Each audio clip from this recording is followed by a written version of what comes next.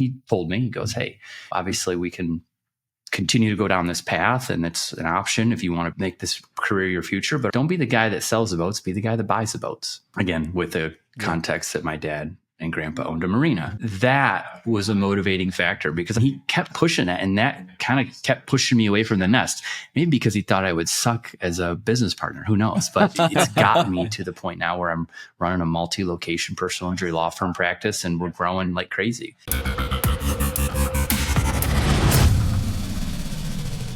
Hey everybody, welcome to another episode of On the Exit. I'm really excited about the guest that we have today, Ryan VanStone. Ryan, thank you so much for joining us for On the Exit, man.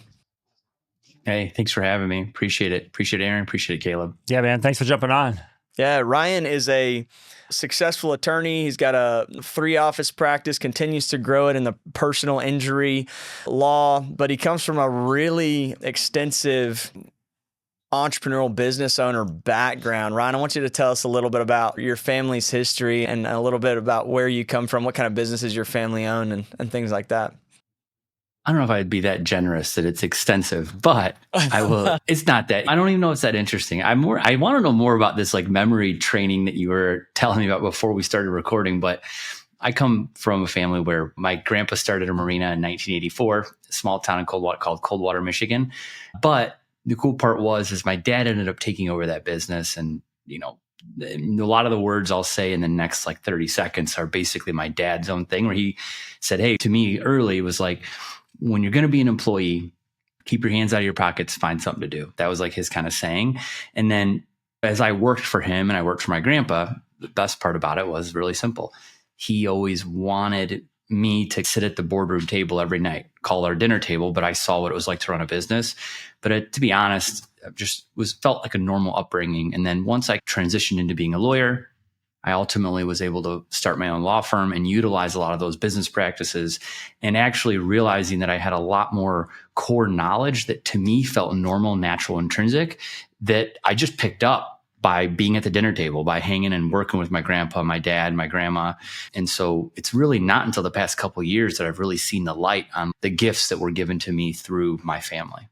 At the end of the day, I think we all pick up a lot of interesting things from our family members that maybe you pick it up and I wish it didn't take till I was nearly 40 years old to recognize that, to appreciate that at a much higher level. Yeah. But yeah, so we're a personal injury law firm now and we love it. That's awesome. So it sounds like have you always been entrepreneurial then, I guess, from that upbringing? Did you feel like you were a born entrepreneur, or did that was that developed in you, right, by those boardroom conversations, as you call them, to then be like, all right, I'm going to start my own practice and do it from not work for a practice, but actually start my own?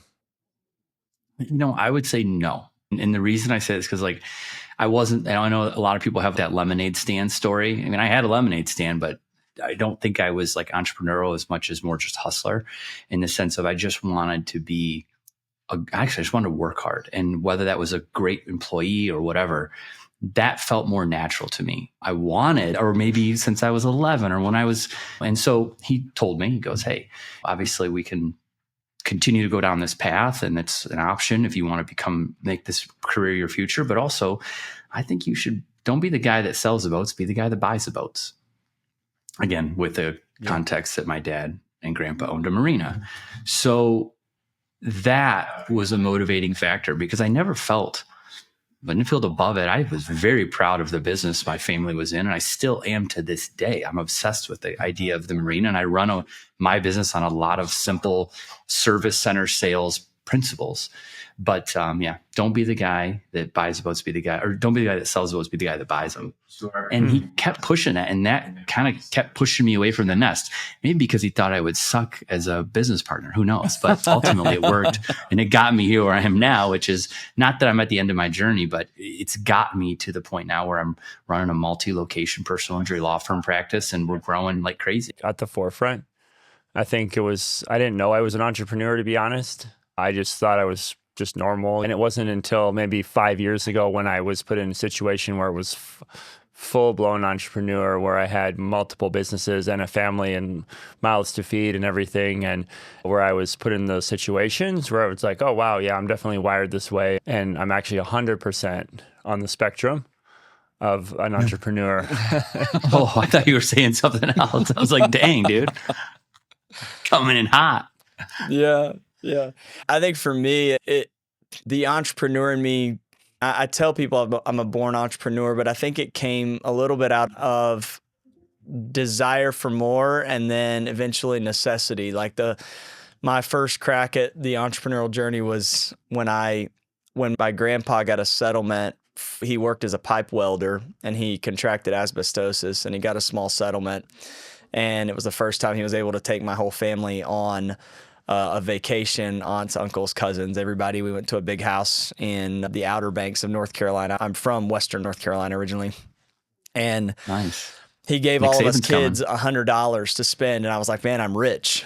But I realized pretty quickly that all the things I wanted to do were it's going to cost more than $100. And so I had to get creative and figure out how to get that $100 to become more money. So I negotiated our first day with a lady at a flea market to buy 10 seashell necklaces for $10. And then that afternoon I went up and down the beach while the other kids were playing in the sand. I went up and down the beach selling seashell necklaces for $10 a piece to retired couples who wanted to buy souvenirs for their grandkids. That's such a great idea. And in about an hour and a half, I sold all of them and I doubled my money. And I thought, man, I should just do this the rest of my life. Figure out ways just to get in the puka shell, because puka shells are never going to go out of style. You just keep pushing them. People will buy them forever. There was a time where I probably believed that too. Yeah, absolutely. Yeah. Man, when we were having a conversation yesterday, you said something that really stuck with me more than just what you said, but it was the concept. And it was this idea that we all have moments, memories, times where people say things to us, or we have experiences where somebody maybe even says something to us in passing, but it sticks with us and it actually either shifts or shapes the trajectory of our life from that point forward. And you were sharing that you'd had a conversation with your dad and it really shifted your mindset about what you wanted to do in this life from an entrepreneurship. Yeah. Can you share a little bit about that, what you shared with me yesterday? I can, but first you got me thinking about something. You said people say things like even in passing that can stick with you. And something that my mind immediately went to you ever seen a guy who's 45 years old and he's still rocking like the perfect, like maybe it's like the pineapple haircut or a certain set of jeans from like 2001, or just won't let the Von Dutch hat go. And I always think about that, I go, I wonder if like when he was in 8th grade, like the girl he had a crush on just said, "You look good today." And he's just, I ain't never letting go of the clothes I wore that day. I'm wearing, this is my hairstyle forever. And it just drove him and motivated him. Anyways, It just made me think about that. Yeah. But motivation. And so for me, my dad's a huge influence. A lot of people have great influences in their life. I'm super lucky. My dad is a badass top to bottom, but also he's just super consistent. Like I love consistency. So I was coming through high school, going to college, but prior to getting out of high school, my dad just started saying this thing over and over, which would be like, we would talk about the marina and what my future is, what the plan is. Cause actually, my grandpa was really smart. He hired a consultant for family transitions in businesses, like how to handle that, right? Like these people that work there have known me since I was 2 years old, right? Or maybe since I was 11 or when I was. And so he told me, he goes, "Hey, obviously we can continue to go down this path and it's an option if you want to make this career your future. But also I think don't be the guy that sells the boats, be the guy that buys the boats." Again, with the context that my dad and grandpa owned a marina. That was a motivating factor because I didn't feel above it. I was very proud of the business my family was in, and I still am to this day. I'm obsessed with the idea of the marina, and I run my business on a lot of simple service center sales principles. But don't be the guy that buys the boats, be the guy, or don't be the guy that sells the boats, be the guy that buys them. Sure. And he kept pushing that, and that kind of kept pushing me away from the nest. Maybe because he thought I would suck as a business partner. Who knows? But ultimately it worked, and it got me here where I am now, which is not that I'm at the end of my journey, but it's got me to the point now where I'm running a multi-location personal injury law firm practice, and we're growing like crazy. Hence, over my shoulder, I've got one of our newest trainees, which is a brand new lawyer. His name's Anthony. He's in training. He's in court right now while we're talking, but I'm hearing him, I'm listening, and he's getting better every day. Wow. That's cool. Did you start out working at a firm and then you started your own? Is that how you did it? Came right out of law school, went to Notre Dame Law School, graduated. And when I graduated, I got a job at a personal injury firm. Naturally, it was like, went to the biggest personal injury firm in Michigan. For sure. It's called the Mike Morse Law Firm. They're by far the biggest. They have all the billboards, all the ads. They are the leader. They have a Super Bowl commercial, for goodness sake. Wow. And they were generous. They gave me a lot of cases, a lot of responsibility, and in my opinion, fast-tracked learning curve, which in law sounds fast, but I was there for 7.5 years. And then knowing along the way I was going to start a law firm, but got to the point where I was ready and probably waited too long, but I just felt like I wanted to know more experience in our area and launched VanStone Injury Law in 2023. Wow, that's amazing. And you've obviously experienced pretty rapid growth trajectory, and you've got 3 office locations. How many attorneys do you have working with you in your firm? 3 right now. Yeah. And that number is growing consistently. The personal injury has a lot of different structure. We're a litigation heavy firm in Michigan because we have some of the best laws. Michigan has the best personal injury laws in the country when it comes to traditional PI. Now, it's not great for medical malpractice and things like that, but we are at a ratio of 4-to-1. So we have 4 non-lawyers for every single lawyer right now. Wow. We're testing that out to see if that's gonna hold true, and that's the ratio we like. But I like it because we're able to run a high case count, but still maintain our core values, which number 1 is unbeatable customer service. Once your customer service starts to fall, you got to fix that ratio, and we're always willing to adjust. Yeah. Yeah, I was asking the transition from the larger firm, just mostly with like lead generation and everything. Like if they had the billboards and the Super Bowl commercial, and then you start out, and even if you're really skilled, like how do you build your personal brand, and how did you start getting clients? The day one, getting clients it's it, right? It's this most terrifying part, I think, of owning a law firm. But of course, getting customers is the most terrifying part of starting any business, right? Like you're going to start a restaurant. You put the bell on the door just to give you that dopamine hit. Oh God, another person's here, right? That's why it's not to remind the staff. It's so the owner goes, thank God money's being made. Yeah. So lead gen for us is, for me specifically, I started with this idea of how is everyone else starting these PI law firms? And I knew it, right? Especially since COVID, it's just so easy now to do a remote law firm because people aren't expecting you to have multiple locations. Like a lot of lawyers are working out of a library, right? Or their home office now, and they're running a law firm. Good for them. Love it. I did for the first 2 months, but it's buckets of lead gen. So I like to look at it as if I want about at any given time 8 buckets of generating leads. So different methodologies. So all eggs, one basket kind of thing. You don't want it. So number 1, when you're first starting out for me, was finally take the advantage and leverage relationships you've developed. If you don't have relationships yet, move on to the next thing, which is really simple. Get on Google.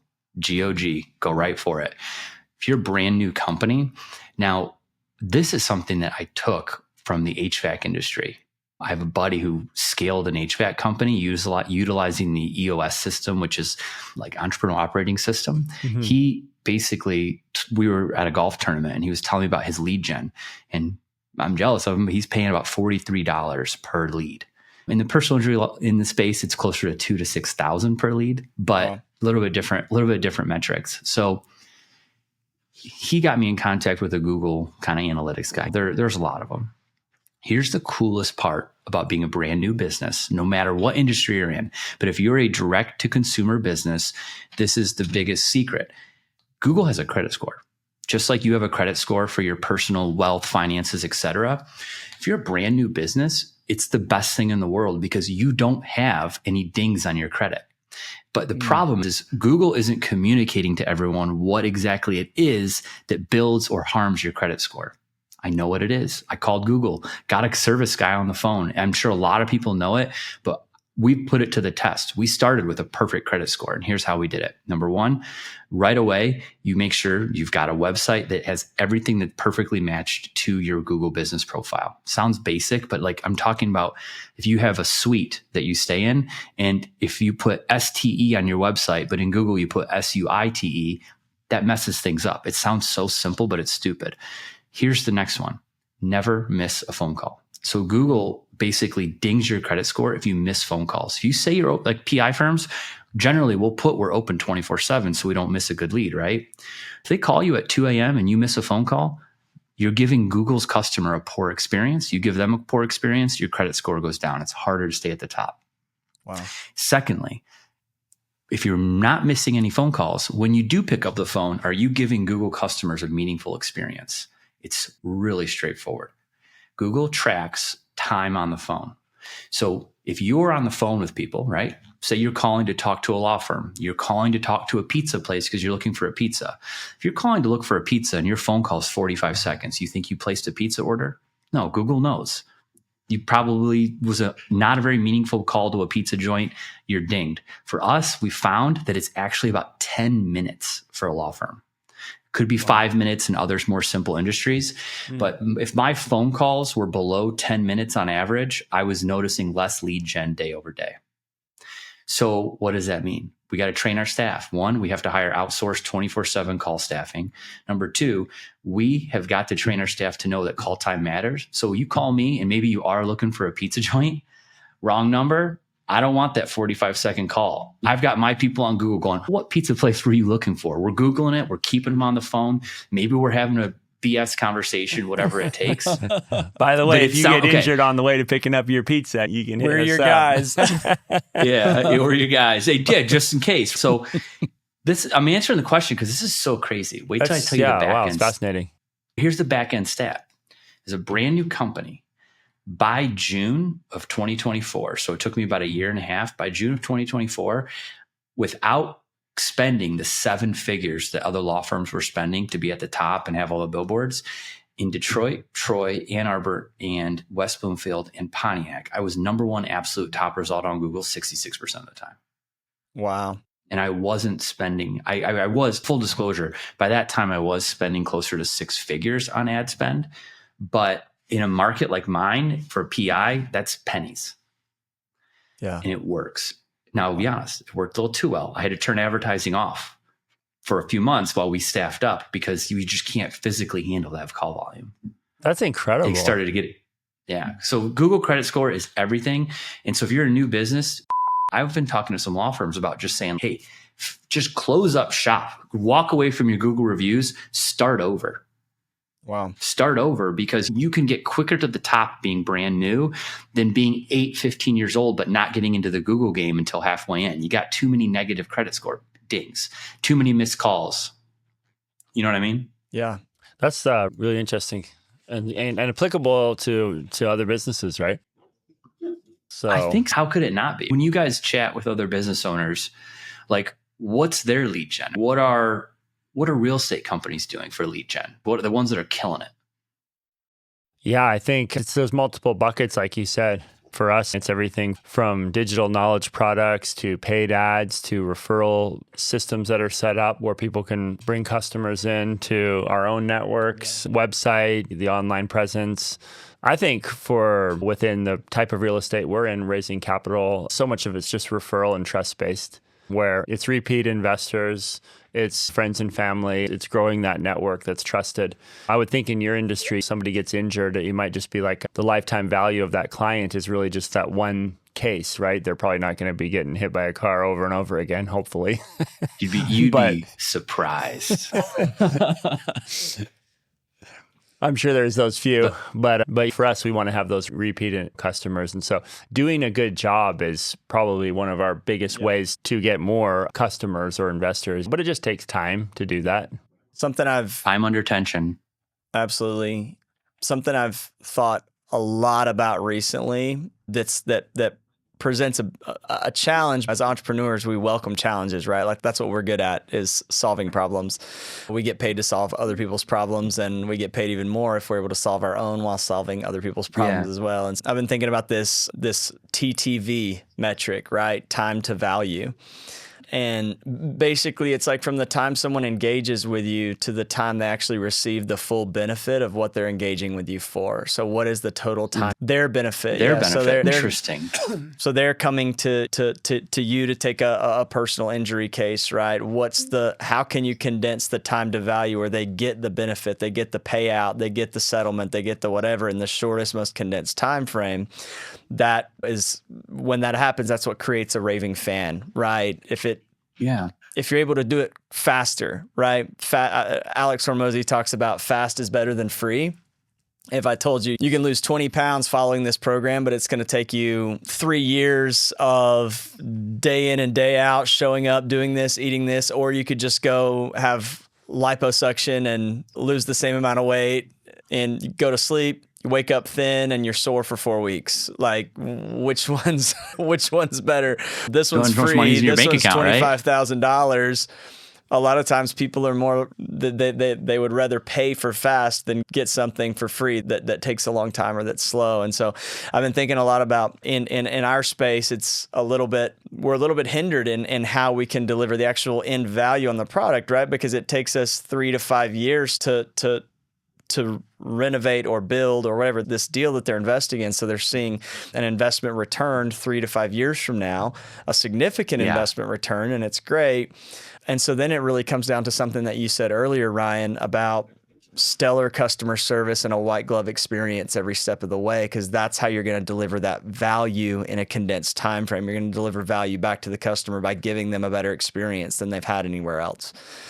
And so just thinking about all the different ways that people feel like they're receiving value, and it's not just through the end result of what they're engaging in business with you to do, but it's the value that they receive in terms of how you make them feel along the process. And that comes down to stellar customer service, stellar transparent communication, all of those kind of things.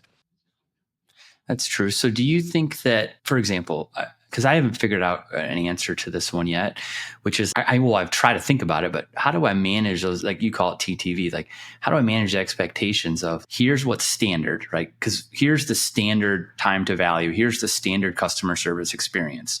But for my industry and many others, you've never had a car crash before.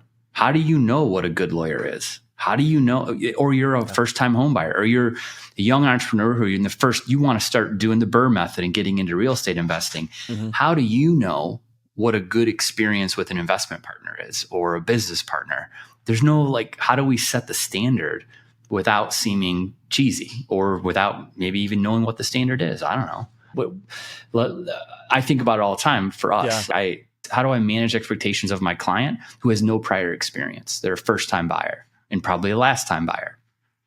Yeah, I think it's a fantastic question. It's like I said, it's something I've been thinking on a lot recently. And the only thing that I've been able to come up with is people don't necessarily remember what you say or what you do, but how you make them feel. Mm-hmm. And everyone's had experiences, whether it's in the particular industry, whether it's with a personal injury lawyer, they've had some experience with someone that they've came to at wanting something, engaging in business, wanting to get a problem solved, wanting to get a pain addressed, wanting to get a promise fulfilled with that person. They've had a bad experience. And if you're able to deliver a good experience, then that's gonna, I feel like that's gonna translate, at least at some level. They're gonna feel like, okay, this person makes me feel like they're helping me. Yeah. And so I don't know. Yeah. It's really just about knowing. I don't know. That's the only thing I've been able to really land on is how can we make people feel, even first-time investors, right? They've not been through the process. They don't know why we're awesome yet. I think now you mentioned just that. So I guess I never thought it was, but so obviously I'm a trial lawyer, right? Litigator, trial lawyer, business owner. Mm-hmm. But so a really great, at least this is what I do, right? So you're going in front of it. So you have a jury trial, right? Mm-hmm. Most people once you get through, if you don't know the way jury selection works in a civil trial, it's called depends on what state you're in the United States, but voir dire, whatever, jury selection. A panel comes in, you get to interview, both sides get to ask questions, the judge asks questions, and you can have challenges for cause, and you can just kick some people off. But at the end, you get a final jury panel. That's how it works. Then you have, once the jury's sworn in, that's when we do opening statements in our cases. Here's the thing, right? We're trying to get something. On my side, I'm trying to get the jury to agree with me and make the person on the other side write a check for damages, injuries, etc. Most people on that jury have never been on a jury. They're not our customers, but maybe it's something to extrapolate from, right? Here's what we do. And this is in the industry, I think this is pretty well accepted as close to best practices in the sense of you have got to make sure that you're managing that jury's expectations of what you're going to do. What's our game plan? What are we doing? How are we going to get there? One of the best trial lawyers in the country, his name's Mark Lanier. He calls it road mapping, by the way. Mark Lanier's a beast. Love the guy. He's a lawyer out of Texas. And it's just, if you haven't watched it, go to YouTube, watch his War Stories presentation at Harvard Law School. If you're not a lawyer, it doesn't matter. It's just like the concept of human interaction and how he manages the jury and how he manages their expectations is incredible. So what we're talking about right now is like, hey, how do we manage our customers' expectations? Mm-hmm. He gives them what they want. So if you've not had a lawyer before, maybe you need to give them a little bit of that TV lawyer je ne sais quoi. Give them a little bit of whatever's going on and make them feel like how a lawyer on TV feels. Hey, we're going to be aggressive. We're going to do this. We're going to do that. Here's the game plan. Here's how we're going to get there, and make it feel like something's happening. Because if you don't know, if you've never had a case before, they're slow, they're boring, and sometimes they take a lot of time. Yeah. But you got to give updates. For someone maybe in the restaurant industry too, that's why would you go to a restaurant, right? And you know what it's like to be at a restaurant. We've had that experience, but if the kitchen's in the way back and there's doors and no windows and your food's taking 55 minutes, you're like, let's get the F out of here. This is bull crap. But if they have one of those open kitchens and they've got flames going everywhere and it's happening, they're busy. Don't worry. Yeah, it's taking 55 minutes, but clearly they're busy. I can see they're working hard. And with the juries, we give them what they want. If they're used to a TV lawyer, then maybe we got to do some things that are a little bit what you would think a TV lawyer would do. Drop the book on the ground, make a big grandstanding presentation. Maybe it's not everyone's style, but again, maybe we give them what they expect a little bit to help manage that thought. I don't know. Oh, that's cool. Yeah. Yeah. I think managing, I would just say this one point kind of with expectations is setting expectations and then beating those expectations that you set. So if you're like, hey, it's going to take this amount of time, and then you just do it quicker. That's going to, whatever you tell them will be their new point of reference for how long it should take or what the experience should be. And then you just beat that. There's a really interesting psychological, I don't want to call it a trick, but a concept. It's called anchoring. I don't know if you're familiar with it, but I'm obsessed with the idea of anchoring, and it's how my team maybe I shouldn't say how we negotiate our settlements, but I don't think any defense attorneys are going to watch this, but we use anchoring as a tactic to manage expectations of our opposing counsel. So all the time we make sure people say like car sales negotiation 101, first one to speak loses. They always say that. Totally disagree. It's a missed opportunity to cause anchoring. Anchoring just means you create a fake number, not a fake, but you create a number and your brain goes to that. And that's the famous study on it. It's really simple. They have everyone write down the last 4 digits of their social security number. Then at some point later in the investigation study, they put a toaster in front of them and they say, how much do you think this toaster costs? And everyone writes it down. Without question, without fail, the people with social security numbers 50 and above tend to have much higher average with the last 2 digits of their social security number, 50 and above. They tend to value that toaster at a higher rate on average. You're anchored. You don't even know it's totally unrelated, totally not relevant to the toaster. It's not even a dollar amount. Your brain gets anchored to the bigger number. And we use it all the time in settlement negotiations. And it's a killer sales tactic too, because it's like we see it when you give people options. It's, hey, here's $1,000 option, but here's a $50 option. And here's a $400 option. That's on all the websites that are subscription based offer you 3 for a reason. They want you anchored to that higher number. So the medium option that they actually want you to buy doesn't seem that unreasonable. Yeah. No, yeah, it's totally, yeah. I was going to say, we asked the same 5 questions to every guest at the end of the show. And I wanted to jump in and just see what your answers to these questions are, man. I want to tell you something. Just like I told you, I didn't look what the questions are. So we're going cold here. Cold here. Good. So we'll get the authentic, honest answers here. That's great. What's your all-time favorite book on business? Oh, that's easy. I don't have to prep on this one. Chris Voss, Never Split the Difference. Get it on an audiobook, listen to it 3 times.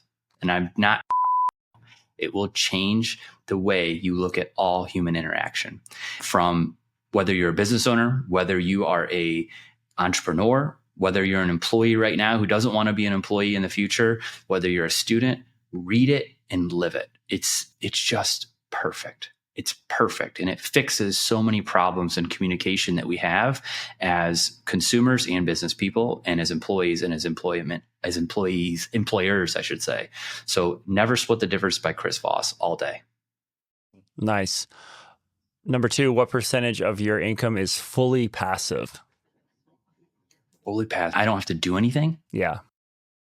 Oh, that's interesting. I opt out of disclosing that information. What's one thing that you wish you could do more of, but your commitment to your business holds you back? Oh, it's super easy. Having hobbies. Yeah. I wish I could have more hobbies. I make sure I have 2 kids. I have a 12-week-old at home right now. Son, his name's Hunter. My family time's non-negotiable. So I get it in. I get time with my wife. But right now I'm in this zone of, I wish I had more hobbies, but I'll get there. I still have a boat, but I just don't use it very much. Yeah. Hey, if you could go back in time, what advice would you give to your younger self about starting and building a business? Don't listen to Lindsay in 8th grade when she complimented my jeans, my carpenter jeans, because then I would have avoided 6 straight years of wearing carpenter jeans. No, that's just throwing back to, I would say that actually, I don't know if I would give myself any advice, because I'm afraid that I would listen to it too much like the Bible. Do you know what I mean? Mm-hmm. I would say, I'll go back and I'll kill baby Hitler, and I will not, if I can time travel, that's what I'm doing. And I'm not going to interfere with my process. I'm here for a reason. I got here and we're moving to the next level. And I just don't want to interfere with that path, even if some things weren't fun all the way. Yeah. That's maybe my favorite answer to that question that I've ever heard. So thank you. Yeah. I love it. What's your strategy for creating time freedom and financial freedom for yourself? Look at time strategy? No. Yeah, where you have more margin with both time and money. Caleb told me about a book I need to read, and I'm hoping that book will help give me the answer to that, which I have it written down on my other office paper. So I'm getting that book. But right now, my biggest way to buy my time back is to systematize what we do. I document what I do every day, in the sense of, I don't just put everything that goes on at my law firm up in my head. I write it down and I take the time, even if it's sloppy in a Word document, I title it, hey, cashing checks. And that way, as I scaled up, it started where I was the guy depositing and cashing every check and writing what we call settlement statements. And now I've got a 3-person accounting team who's incredible, but they could just go. And then if I lost 2 of them, I've got stuff written down. And so I don't have to sit there and train for 3 weeks on a brand new person. So systematizing my processes day over day, predictable, repeatable, and written down, has been a huge factor in my kind of able to do what I like to do. Now, I don't do everything I like to do, but really writing everything down is huge. Nice. Yeah. It's been such a good conversation, Ryan. I appreciate you jumping on the show, and I'm sure we'll definitely stay connected. And if we know anybody who gets hit by a car, we know exactly who to send them to. So we do more than car crashes, let's be clear, but of course, boats too. Here's my thing. Boat crashes too, right? Oh, do you have a quick second? Yeah. Dude, I got to tell you about the craziest case. Okay. Tell us. Do you mind if I tell you about it? No. Do it. Okay. So I have had I get a ton of awesome cases over the time that are fascinating, but I think this one's interesting.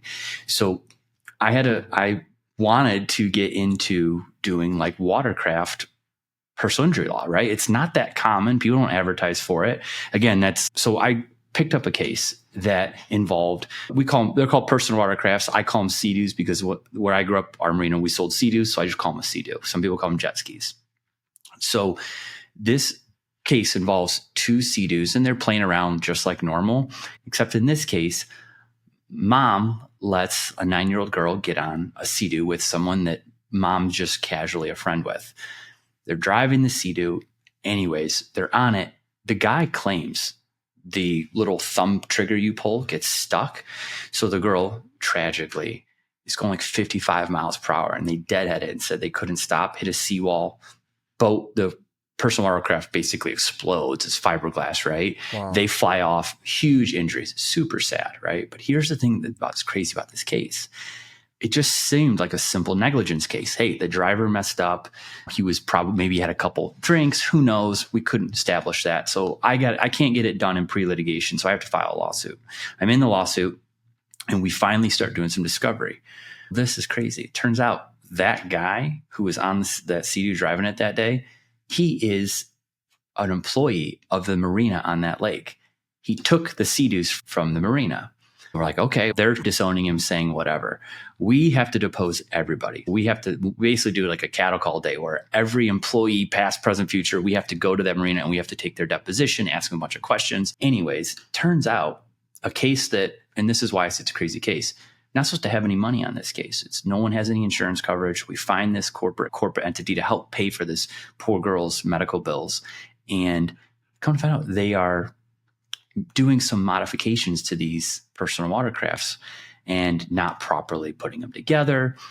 Long story short, the reason this is a crazy case and why I love boating cases is because that would have been a throwaway. No insurance, nothing to do. But we were able to track that case all the way up to almost like corporate corruption. And I just don't want to make the story too long because I apologize. I've got another meeting. But yada, yada, yada, tons of corporate corruption. Manufacturer, they were trying to blame it on the manufacturer. They're putting hundreds of these units on the water in different lakes all across the varying counties where they're not even putting them together the right way. They don't even know how to put them together.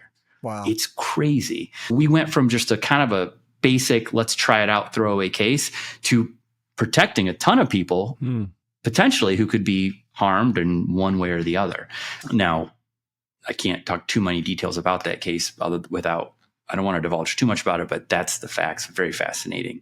But that's like one of those fun things. That's what we do more than car crashes. Something funky happens. Let us take a look at it. Yeah, absolutely. Wow. Man, cool conversation. Have enjoyed getting to know you a little bit. I'm sure we'll be in touch for sure, even more after this. And thank you, man. Thank you for being on the show. Yeah, thanks so much. Absolutely. Super cool. Thank you. I appreciate you both. Caleb, appreciate it. Aaron, appreciate it. Yeah. All right. Thanks, everybody, for tuning in for another episode of Own the Exit. Go ahead and subscribe on YouTube and give us a review on your favorite platform. That helps us reach more people. We'll see you next time.